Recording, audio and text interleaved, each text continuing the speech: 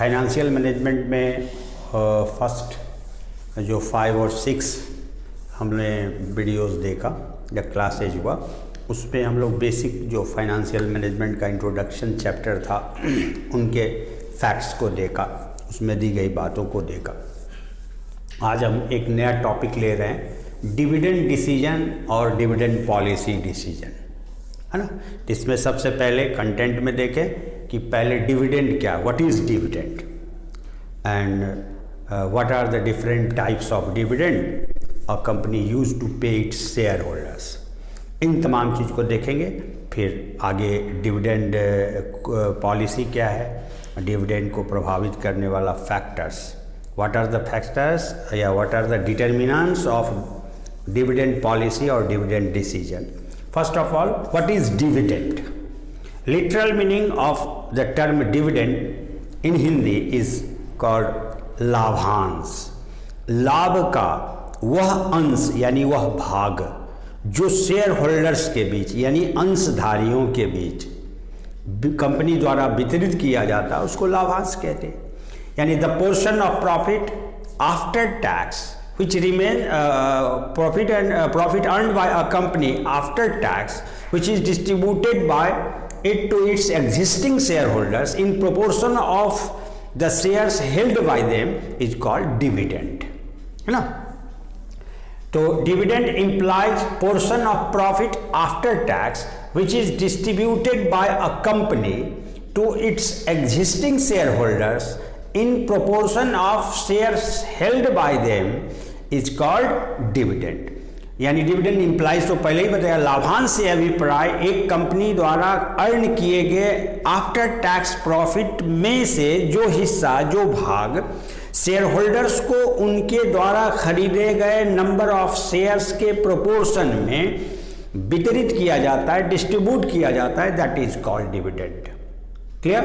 Literal meaning से ही पता, लाभ का अंश जो अंशधारियों में बांटा जाए लाभांश कहलाता है। तो इसको टेक्निकली थोड़ा साउंड किया गया क्योंकि सीधा प्रॉफिट में कौन सा प्रॉफिट में से, तो याद रखिए, इसको सेट कीजिए माइंड में कि प्रॉफिट जो कंपनी अर्न करती है तो सबसे पहले उस अर्न प्रॉफिट में से डिवेंचर होल्डर्स, मॉर्गेजर्स, फाइनेंसर, बैंकर्स जिन्होंने फाइनेंशियल असिस्टेंस प्रोवाइड किया है फर्म को, कंपनी को, पहले उनका हिस्सा इंटरेस्ट के रूप में पेमेंट करती है।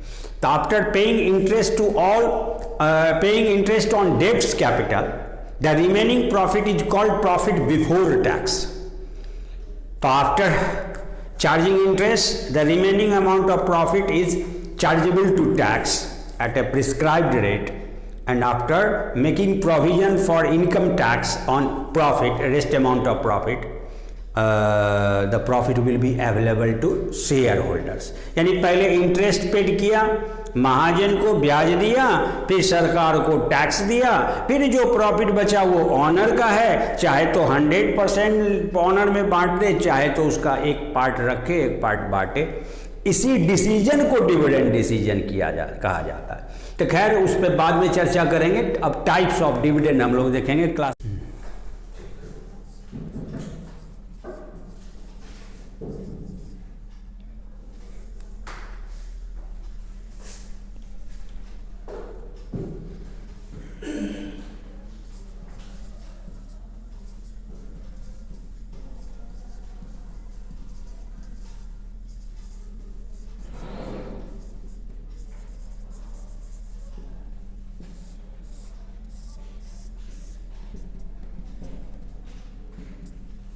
क्लासिफिकेशन ऑफ डिविडेंड, कई एक प्रकार का डिविडेंड जो शेयर होल्डर्स के कंपनी के द्वारा डिस्ट्रीब्यूट किया जाता है, उसको डिफरेंट एंगल से हम लोग अलग अलग तरीके से डिवाइड कर सकते हैं।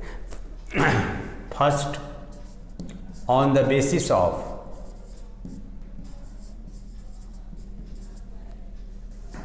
शेयर्स, शेयर्स के आधार पे अगर डिविडेंड बांटे तो शेयर्स मुख्य रूप से दो प्रकार का होता है, preference shares and equity shares. तो dividend payable to preference share will be called preferential dividend and dividend payable to equity share holders is called equity dividend. The dividend will be of two types इनके on the basis of shares, dividend will be of two types, that is preference dividend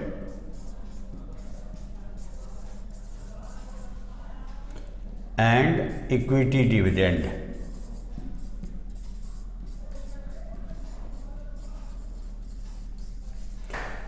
preference dividend and equity dividend, क्योंकि दो प्रकार के shares होते हैं, तो profit का जो हिस्सा प्रेफरेंस शेयर होल्डर में डिस्ट्रीब्यूट हुआ एज डिविडेंड, तो उस डिविडेंड को प्रेफरेंस डिविडेंड, और जो हिस्सा इक्विटी शेयर होल्डर्स में डिस्ट्रीब्यूट हुआ इक्विटी डिविडेंड, है ना। डिफिनेशन के तौर पर dividend payable to preference share holders and dividend payable to equity shareholder. The second classification will be on the basis of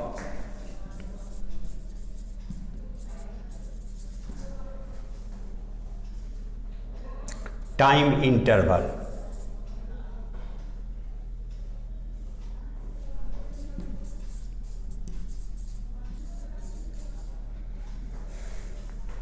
या पीरियड के आधार पर।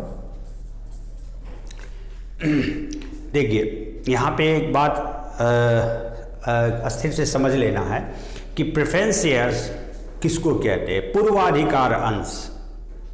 यानी प्रेफरेंस शेयर और इक्विटी शेयर में डिफरेंस है, हालांकि दोनों ओनर्स सिक्योरिटी माना जाता है, लेकिन गौर करिए तो प्रेफरेंस शेयर्स के साथ एक सर्टेन परसेंटेज हमेशा लगा रहता है। 9% preference share, 6% preference share, 10% preference share. It means the purchaser और subscriber of preference shares will be paid dividend on their capital investment at the rate which has been inserted with its name। कहने का मतलब 9% preference share है, इसका मतलब जितना capital इस preference share के जरिए कंपनी इकट्ठा करेगी उस कैपिटल पर उतना ही परसेंट डिविडेंड देगी, what ever be actual amount of profit earn by company. इससे कोई मतलब नहीं है कंपनी कितना प्रॉफिट अर्न की, ज़्यादा या कम, उससे बहस नहीं है, ध्यान में रहे। तो प्रेफरेंस शेयर को जब भी डिविडेंड मिलेगा तो कितना परसेंट मिलेगा उसका डिटर्मिनेशन कंपनी के आर्टिकल्स ऑफ एसोसिएशन में, कंपनी अंतर नियम में, यानी कंपनी के कॉन्स्टिट्यूशन में मेंशन होता है। उससे अलग हट के कंपनी कोई डिविडेंड प्रेफरेंस शेयर होल्डर को नहीं दे सकती। तो फिक्स्ड रेट ऑफ डिविडेंड होता है, और साथ ही साथ इक्विटी से पहले लेने का राइट भी होता है। तो प्रेफरेंस शेयर होल्डर का नाम ही है पूर्वाधिकार, पहले लेने का अधिकार और पहले निर्धारित दर से लेने का अधिकार, इसीलिए इनको प्रेफरेंस शेयर्स नाम दिया जाता है। तो इनका रिस्क कम गया, इसीलिए फिक्स्ड रेट ऑफ रिटर्न है। तो इक्विटी का कोई इनकम फिक्स डिविडेंड के रूप में नहीं होता, क्योंकि they are the real risk taker, they are the residual claimant. ये कंपनी का सबसे अंतिम दावेदार होते हैं। सारे क्लेम होल्डर्स का सेटलमेंट होने के बाद अगर बचता है तो इन्हें प्राप्त होता है, अदरवाइज ये सफरर होते हैं। They are the real risk taker and they have voting right. तो प्रेफरेंस शेयर होल्डर्स का डिटर्मिनेशन रेट ऑफ डिविडेंड का पहले से किया जाता है, इसलिए इनको जब कभी भी मिलेगा तो फिक्स्ड रेट ऑफ डिविडेंड। और इक्विटी का डिविडेंड पहले से फिक्स्ड नहीं होता, that will be decided by the board of directors of the company when after getting the financial results at the end of financial year, after observing the amount of profit and future financial needs, expectation of shareholders. A number of factors are to be considered while deciding the rate of dividend payable to equity shareholders, and that decision is known as dividend decision.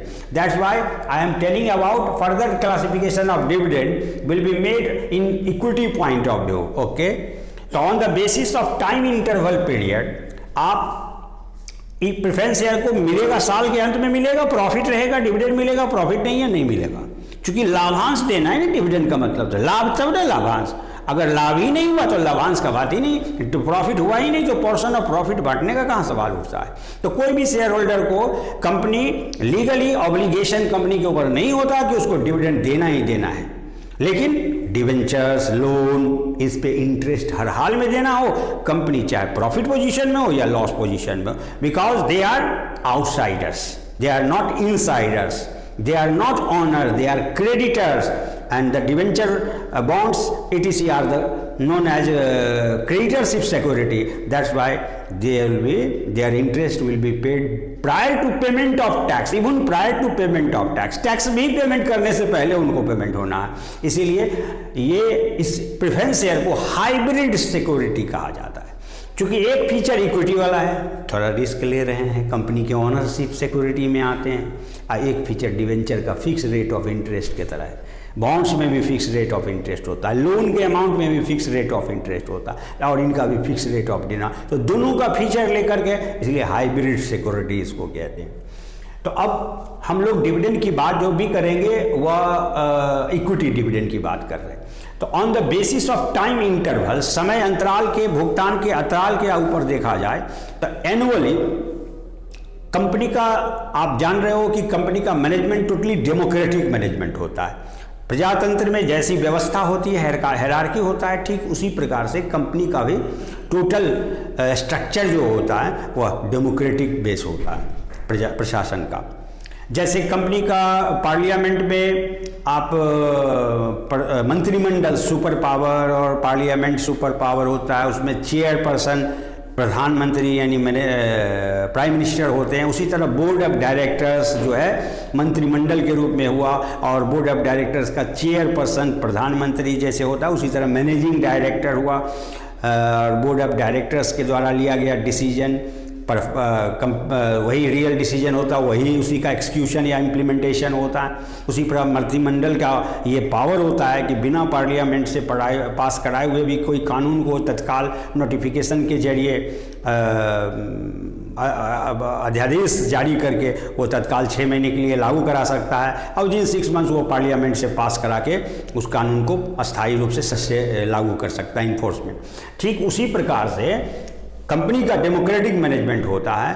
तो जिस प्रकार से parliament का अधिवेशन होता है ना, अलग अलग आप देखते होइएगा, ग्रीष्मकालीन, शीतकालीन, ठीक उसी तरह से कंपनी का भी 2 प्रकार का मीटिंग होता है, एनुअल मीटिंग उसको कहते हैं, जो हर एक साल के अंत में होता है। शेयर होल्डर्स के मीटिंग बुलाए जाते हैं, यानी जितने भी स्टेक होल्डर्स हैं सब लोग पार्टिसिपेट करते हैं, लेकिन शेयर होल्डर का मुख्य रूप से उसमें मीटिंग होता है, चूँकि शेयर होल्डर को वोटिंग राइट प्राप्त होता है। तो शेयर होल्डर्स मीटिंग में, एनुअल मीटिंग में, या अगर ज़रूरत पड़ी, विशेष कोई आवश्यकता है, तो स्पेशल मीटिंग की भी बुलावा बोर्ड ऑफ डायरेक्टर्स कर सकता है शेयर होल्डर्स को। तो उस मीटिंग में हर साल के अंत में हुआ, तो हर एक साल के अंत में मीटिंग के बाद जो डिविडेंड का पेमेंट होता है वो एनुअल डिविडेंड है, फाइनल डिविडेंड है, जो हर एक साल के अंत में मिलना है, नॉर्मल डिविडेंड भी कहते हैं।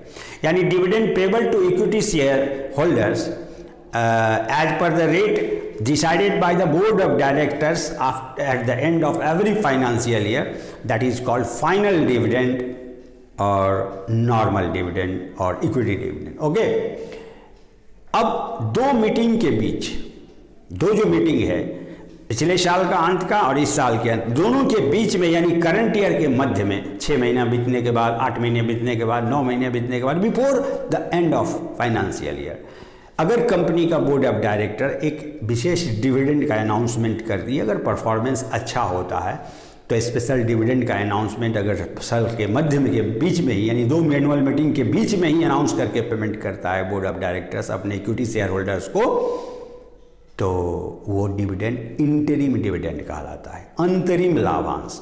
तो dividend on the basis of time interval is of 2 type, dividend is of 2 type.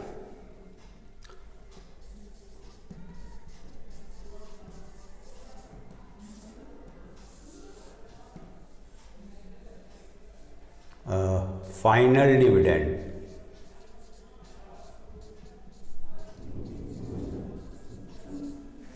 और दूसरा interim dividend.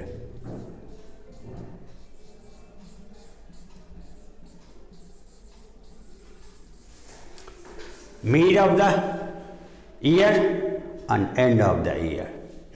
Dividend payable to equity share at the end of financial year, and dividend pay announced and paid to equity shareholder between 2 annual meeting or in the middle of the current financial year is called interim dividend। interim का मतलब होता है अंतरिम, इसको final ना समझें। जैसे आप कोई कमेटी जांच वगैरह का गवर्नमेंट गठित करती है तो उसका कहता है कि ये अंतरिम रिपोर्ट सुपोज किया, ये फाइनल नहीं है जिस पर कार्रवाई होगी, ये अंतरिम है, अभी तक के प्रोग्रेस को दर्शाने वाला कि क्या हासिल हुआ, अभी तक जाँच में क्या पता चला।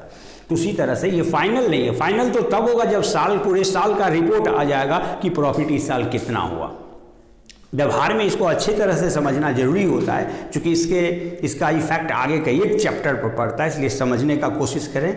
बहुत पॉपुलर ये डिविडेंड कॉन्सेप्ट है। इंटरिम और फाइनल डिविडेंड, बोनस, शेयर, इस सब का क्या संबंध है उसको थोड़ा समझें। एक्चुअली इसका impact market price of share पर भी पड़ता है, इसलिए इसको समझें। ये दो के बीच, share holders and management of company के बीच कंफ्लिक्टिंग पॉइंट है। कंफ्लिक्ट हमेशा विवाद पैदा हो। एक शेयर होल्डर्स मैक्सिमम रिटर्न चाहता है प्रेजेंट में, और मैनेजमेंट वो मैक्सिमम पे नहीं करना चाहता, उसी के वेलफेयर के लिए कहता बर्दाश्त कीजिए, इन फ्यूचर रिटर्न को आप देखिए। इसलिए दोनों के बीच एक कॉन्फ्लिक्ट का मुद्दा होता है, जिस वजह से इसको समझना जरूरी है, क्योंकि डिविडेंड डिसीजन यहीं पे है जो आपके एक्सपेक्टेशन पर भी मैनेजमेंट को खरा उतरना है हर हाल में, और कंपनी के रिक्वायरमेंट का भी फुलफिलमेंट करना। और कंपनी अगर स्ट्रांग होती है वो भी आप ही का रिटर्न, चूंकि ओनर तो आप ही शेयर होल्डर्स हो ना, इसीलिए कन्फ्लिक्शन चलता है वो माइंडसेट की वजह से कि शेयर होल्डर का माइंडसेट क्या है, मेरी कंपनी मैनेजमेंट यूनिट का माइंडसेट क्या है। तो कंपनी का प्रॉफिट हमेशा एक जैसा हो ये जरूरी है नहीं, उसमें फ्लक्चुएशंस आते रहते हैं, कभी ज़्यादा होता है कभी कम होता है, वो बहुत सारे फैक्टर्स उसके पीछे काम कर रहे होते हैं। तो प्रॉफिट हमेशा नहीं होता है, और प्रॉफिट का हिस्सा ही एक हिस्सा बांटना होता है। तो प्रॉफिट पे डिपेंड करेगा कि कितना % डिविडेंड दिया जाए, किस रेट से दिया जाए। So in fact, the rate of dividend payable to equity shareholders depends upon the size of profit। पहला फैक्टर कि प्रॉफिट हुआ तब तो डिविडेंड देंगे, अच्छा हुआ तो अच्छा देंगे। यानी ऐसा है कि अगर कंपनी नॉर्मल डिविडेंड जो सालाना देते आ रही है वो नॉर्मल रेट से ही देती है। अब मान लीजिए किसी कंपनी का करंट ईयर का प्रॉफिट इतना ज़्यादा हुआ, अच्छा रिजल्ट आया कि चाहे तो वो 50% रेट ऑफ डिविडेंड अनाउंस कर सकती है और पेड कर सकती है, लेकिन ऐसा नहीं करेगी, क्योंकि अगर इस साल 50% देने की कैपेबिलिटी है तो अगले साल घट भी तो सकता है, हो सकता है 10% ही हो, 20% ही डिविडेंड पेमेंट की कैपेबिलिटी हो प्रॉफिट में। तो ऐसे में इस साल 50% अनाउंसमेंट के बाद तो मार्केट में इसका रेपो बहुत ज़्यादा बढ़ जाएगा, मार्केट में कंपनी के शेयर के प्रति अट्रैक्शन बढ़ेगा, और उसके अगले साल अगर रिजल्ट सही ढंग से नहीं आया, इतना ही आया कि 10% 20% डिविडेंड दे सकती है, तो आप रेट ऑफ डिविडेंड उस समय 20% करोगे, यानी फ्लक्चुएट हुआ 50 से 20, यानी डिटोरिएशन का मैसेज मार्केट में जाएगा और कंपनी का गुडविल और रेपो पर बुरा असर पड़ सकता है। तो maintainable rate that can be maintained in future, इस स्टेबिलिटी लाना चाहती है कंपनी के मैनेजमेंट अपने शेयर होल्डर्स के एनुअल रिटर्न में स्टेबिलिटी लाने का ज़्यादातर कोशिश करती है। तो अगर 50% देने की कैपेसिटी थी प्रॉफिट में, फिर भी कंपनी ने पिछले 5 साल का एवरेज को देखते हुए, मार्केट सेंटीमेंट को देखते हुए, कंपिटिटिव कंपनी का डिविडेंड रेट को एब्जॉर्ब करते हुए, सारा चीज़ को कंसीडर करते हुए क्या कि एवरेज एक पिछले साल से 2-3-4% बढ़ा करके अपना रेट ऑफ डिविडेंड, अगर एवरेज आ रहा है 12% तो इस साल 15% डिविडेंड दी, जबकि वो 50% दे सकती थी। तो 35% कैपेबिलिटी को उसने होल्ड करके रख लिया। तो इससे शेयर होल्डर में फिर एक मैसेज जाता है निराशावादी का कि कंपनी का पे आउट रेशियो सही नहीं है, कमाई 50%, यानी सपोज कीजिए 50 लाख हुआ और उसमें डिस्ट्रीब्यूशन 20 लाख हुआ, यानी 30 लाख होल्ड कर ली। 50 लाख के अर्निंग में से 40% डिस्ट्रीब्यूट कर ली और 60% रोक ली, 20% डिस्ट्रीब्यूट कर ली, 80% प्रॉफिट रोक के रख ली। यानी पे आउट जो है कंपनी की पॉलिसी अच्छी नहीं है, एक गलत मैसेज जा सकता है। तो ऐसा अगर 2-3 साल होता है तो जो अनडिस्ट्रीब्यूटेड अमाउंट ऑफ प्रॉफिट जो कंपनी होल्ड करके रखी है वो धीरे धीरे एक्यूमुलेट होता चला जाता है, तो शेयर होल्डर में निराशा बढ़ते जाता है। तो वो 2 साल 3 साल के इंटरवल पर जो एक्यूमुलेटेड प्रॉफिट है, कंपनी के पास जो जमा अनडिस्ट्रीब्यूटेड प्रॉफिट है, उससे एक स्पेशल डिविडेंड का announcement middle of the year में 2 एनुअल मीटिंग के बीच में ही अनाउंस करके पेड कर दिया है, उसी को हम इंटरिम डिविडेंड कहते हैं। और वही इंटरिम डिविडेंड एक्स्ट्रा डिविडेंड हुआ जो साल के अंत में मिलता था नॉर्मल, वो मिलेगा ही मिलेगा, ये तत्काल आपको राहत मिला डिविडेंड के रूप में। इससे एक रेपो बनता है कंपनी का कि मैसेज आता है मार्केट में, अरे अभी तो साल भी पूरा नहीं हुआ, अब मिड ऑफ द ईयर में कंपनी प्रॉफिट दे रही है, डिविडेंड बांट रही है, तो उससे मार्केट प्राइस हाइक होता है। तो इन सब जो बहुत सारे फैक्टर्स हैं इसके पीछे, जो हम लोग देखेंगे, समझेंगे धीरे धीरे, फाइनेंस समझना। नाउ थर्ड ना, on the basis of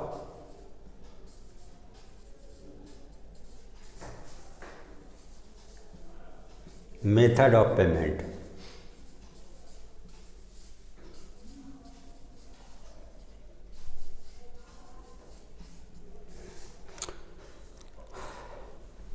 method of payment के आधार पर देखें तो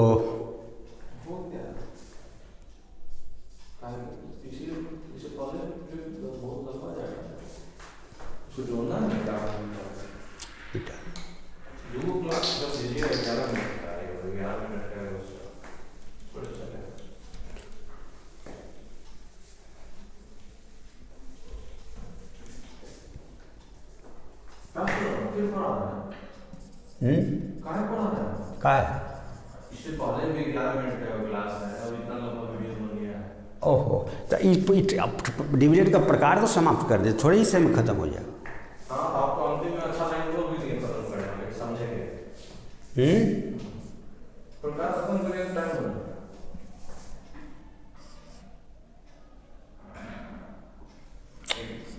कम से कम लिख लेगा, चर्चा दूसरे दिन कर देंगे।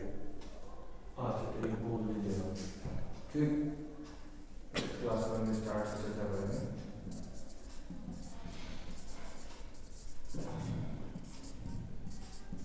तो 3-4 4 ही तरीका है, ये तीसरा है। 3 लिखिए ना। अभी क्या मिनट का हुआ है? 20 और +27 11 मिनट पहले। वो छोड़िए ना, वो इसमें ऐड थोड़े होगा, वो अलग रहेगा सेपरेट। क्लास तो आप दोनों दीजिएगा ना, कर लेंगे। अरे टॉपिक एंड नहीं होता तब फिर उसी की तरह टेल लगे दूसरा हो जाएगा, फिर छोटा वीडियो। इस चीज़ को हम खत्म करना चाहते हैं, रिमूव आउट करना चाहते हैं। टॉपिक कंप्लीट होना चाहिए, क्या मिनट का होता है उसे क्या बात? देखो दिमाग को तुम जैसे दही बना देता है।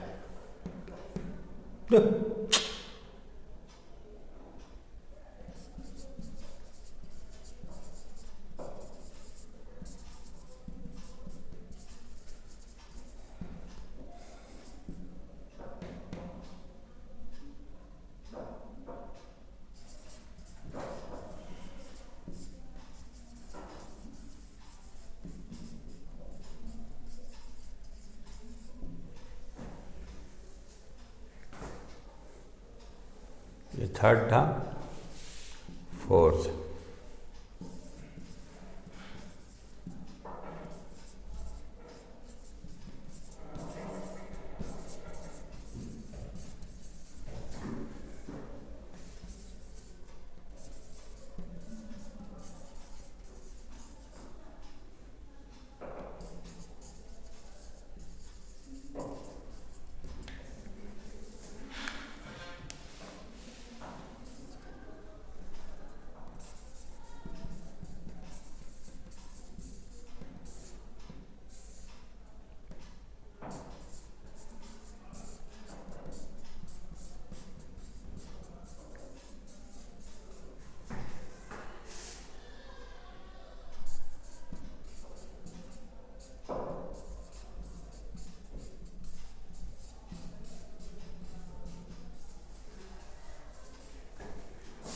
जो कहना है कह दे, क्या कहे?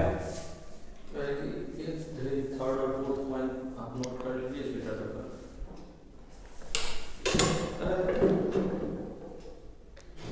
दिमाग हमारा ये कर हो जाता है ना, डिस्टर्ब नहीं करना चाहिए, फ्लो को तोड़ना नहीं चाहिए। हो रहा है कटथट होकर के इतनी वो ही जाता है। हाँ, तो 4 प्रकार से डिविडेंड को क्लासीफाई किया। फर्स्ट दो तो हम आपको डील कर चुके हैं, on the basis of shares and on the basis of time interval और period. Third, on the basis of method of payment के आधार पे 4, cash dividend, stock dividend, property dividend, scrip dividend. And on the basis of source of dividend payment 2 प्रकार का, profit dividend and liquidation dividend. ये दोनों point को next video में हम क्लियर